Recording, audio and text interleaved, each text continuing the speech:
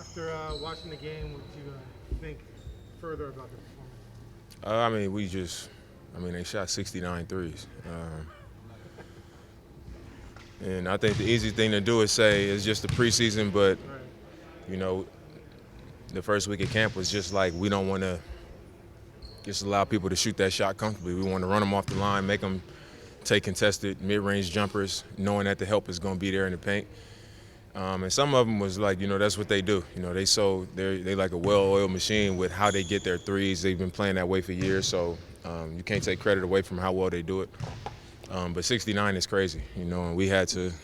It was obvious on tape that we weren't doing a good enough job of running them off of the line. We were almost playing it like they wanted to get to the rim and they wanted to put it on the floor. When a lot of those guys, if they can even get a half of a second look at the rim, they firing. So I think that was the number one thing. The other thing was transition. We always start practice with breakdown of our transition, then we run a live transition drill, communication, whose job is who's going to be back, who's in the paint, who's taking the ball, who's coming to the weak side, trailing the play. Like, we go through these things start of every practice. And, in that game, they were just, in the first quarter especially, they were just running, throwing it over the top. Their pace was dictating, how the game was played. And, we weren't doing our jobs to start the possession. Transition defense from offense to defense is like that's the foundation of it. If you don't have that down, teams like that, they're going to run you out the gym. And we just got away from the principles that we've been practicing the whole time, but it's a process. You don't get rid of old habits and things like that in a week. So, everybody is open to that. We all accepting the challenge. We worked on it some more today, and we just got to continue to improve at that. I asked Chauncey about that after the game, how Golden State might have been the perfect first opponent in terms of reminding you guys, okay, hey, this is what we can't allow.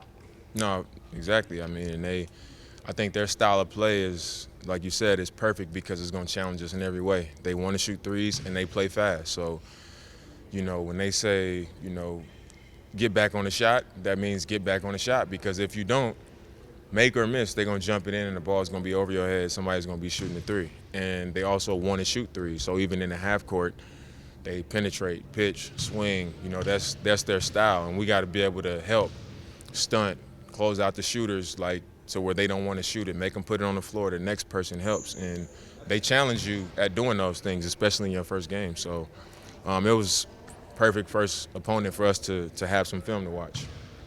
But can you believe a team shot 69 threes in a game? In a regulation game? When you hear that number, it's just like, man, when some teams shoot 40 threes, you're like, they shot a lot of threes, or 45 threes, it's like they shot a lot of threes. But I think they shot that in the first half, So it's crazy to think about. But just on my drive home, just thinking about the game, I couldn't think of a time that they shot a two-pointer. I literally couldn't think of, like, a basket that was scored from two. So, that just tells you right there that they were just running and gunning. Dame, what was your reaction when you first saw Ant this summer with Tats? I don't even remember. It was, I just remember as soon as I saw it, I was like, he got a tattoo. I was just looking at the picture and I just saw something different and I was like, he got a tattoo, because it wasn't like a small tattoo. Like, my first tattoo, you barely would have noticed it. His was like he had a lot of work done. So I was just like, man, this dude growing up. He was like 15 when he came here. Now he got tattoos. He got a Hummer. I was like, this dude. We joke about it, but Yeah. but you can see it. Just talking to him, seeing him, he has matured. Yeah, for sure. What other areas have you seen that? I think just his confidence, I think when you're so young and you come into the league, like, I came in the league, I was 21, and I felt like I was pretty confident, but it was new to me. I didn't know what to say, how to act, in certain rooms and stuff like that. And he was 18, 19 years old coming in, so just seeing him that way and then seeing him now be just comfortable jumping in conversations and making his comments, and then when he gets some resistance, he stick with what he think and stuff like that. He'll talk sometimes. But just the confidence, how comfortable he is, it's been fun to watch, especially for me, because I'm training with him in the summer. I spend a lot of time around him. You know, we have a lot of conversations. So just seeing the change is like it's funny to watch. It makes me feel old. It makes me feel old to see like this is 4th year. So How do you think it's crazy. How do you think he did in his first, run as like a full-time backup point guard in kind of this new role? I mean, he did all right. I wasn't really looking at it that deep, Like, I wasn't expecting him to come have a crazy game. But obviously, my expectations of him was that he would play solid at the least, And I thought he played a solid game. He was aggressive. He didn't look like he was thinking too much. He played with good pace. He showed his talent. He got pressure one time at half court. In the past, he would just let him pressure him and try to force a pass because he felt like he got to run the offense. And then somebody tip it or, something like that. They pressured him. He went around him. He got to the rim, floater off the glass. And it's like that shows like a different level of confidence and comfort to recognize that situation and react that way. So it was just like small moments throughout the game where I was like, like I said, this dude is growing up. Are you pulling him aside during games and saying like now that he's playing this same position full time? Are you pulling him aside and saying, hey, you should do this different, or I noticed this thing like?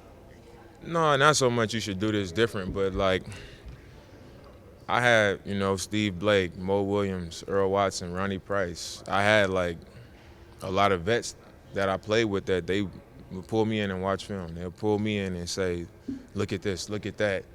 And, when I would do it, it would help me, in the game. It made the game slow down more and more. The more that I listened, the more that I learned, the game just slowed down. So I'm explaining to him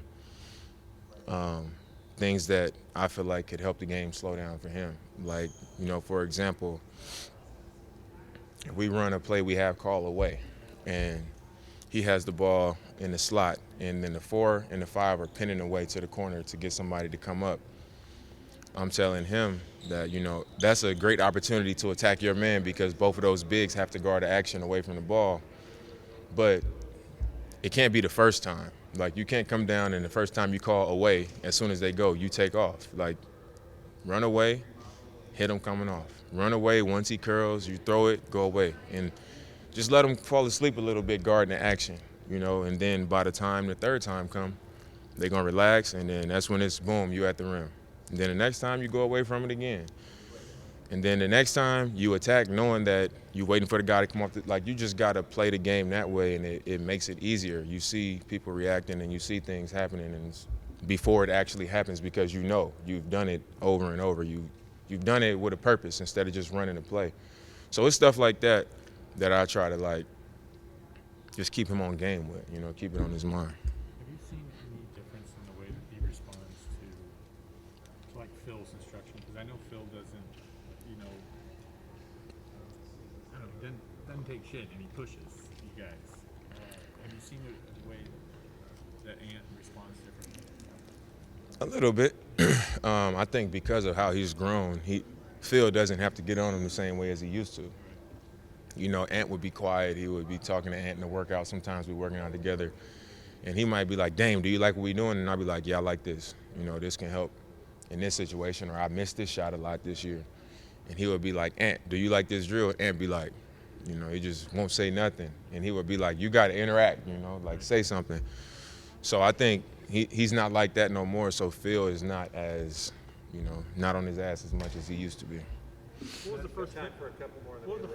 What was the first film session like with Chauncey reviewing your game? Was it different at all? Was it?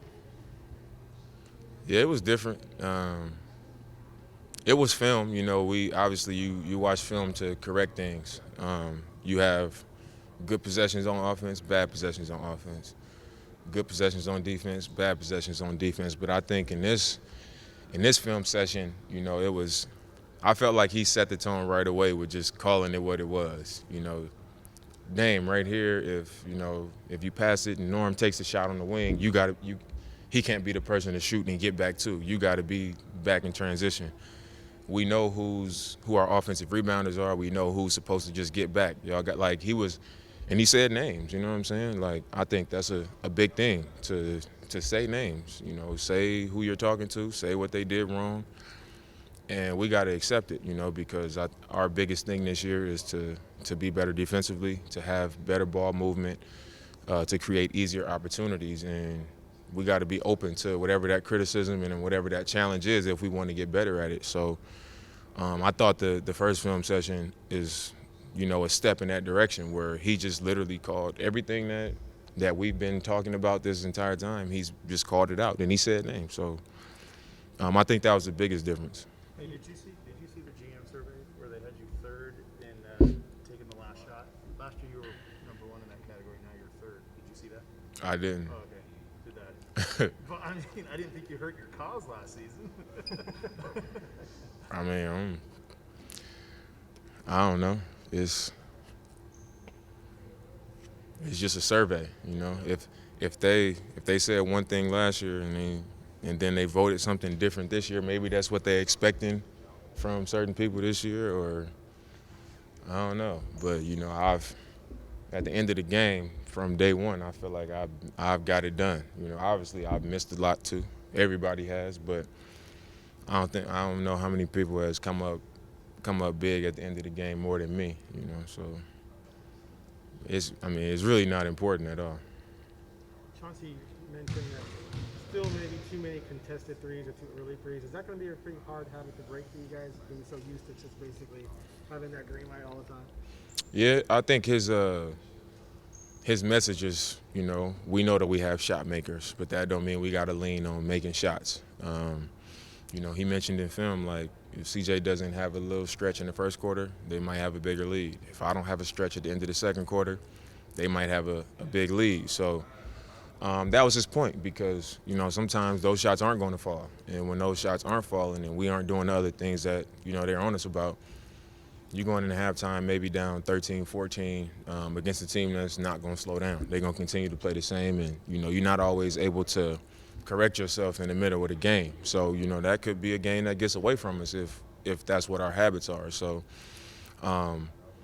we got to be better about letting the offense work for us. I think our offense this year is a continuity-based offense. Like, just it allows us to be aggressive, but it gets us to the next thing. Penetrate, pass ahead, step up, swing, DHO, slip out. Like, it's a offense that allows us to just keep the ball moving and, have a live action where it's opportunity to attack, but if it's nothing there, the play continues. And it's a controlled action, but it makes the game easier for us. And we just got to trust it, and like I said earlier, your habits don't go away easily, If I come off a screen and I feel like a guy is close but I can get it up, I'm going to get it up. I'm going to raise up and make it, because I make that shot at a high clip. But the point is that an opportunity could come where that guy has to guard somebody else coming off,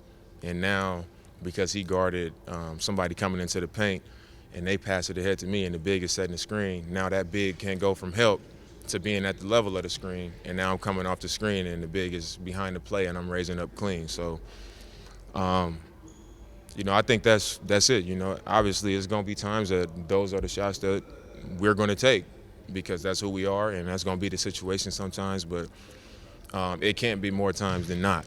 And I think that's where we got to get better at.